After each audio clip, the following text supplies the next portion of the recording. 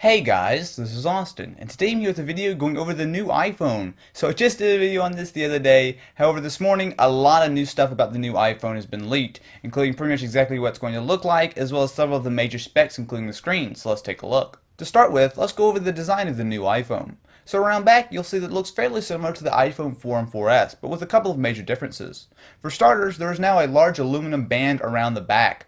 So of course with the 4 and the 4S, it was all glass, and while this looked nice, it was definitely very easy to break, and it wasn't quite the best as far as fingerprints and smudges and all that kind of stuff. However, with the new iPhone, it looks like they're actually going to replace most of that with some kind of aluminum. You can still see that there is going to be a little bit of glass on the top around the camera, as well as on the very bottom.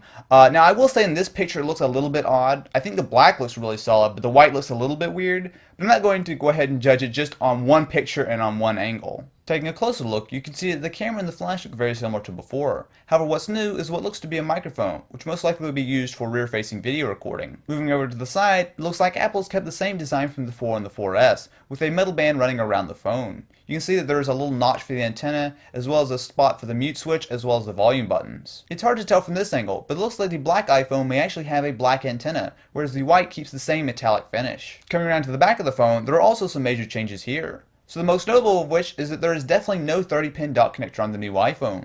Instead, there looks to be a much smaller connector, perhaps micro USB or some kind of new Apple proprietary port. You can also see that the headphone jack has been moved down to the bottom, so just like on the iPod Touch, instead of plugging your headphones in on the top of the phone, it will be on the bottom. You can also see the grills for the speaker and microphone. Now these look a little bit odd, I definitely will say, so whether this is exactly what we're going to see when the new iPhone comes out, or perhaps this is just some kind of early development model, we'll have to wait and see. Coming around to the front of the phone, you can tell that the screen is much larger. Now everything we've heard points to the new iPhone having a 4-inch display, and this seems to fit that perfectly. The width seems to be the same, however the screen and the phone itself seem to be a bit taller.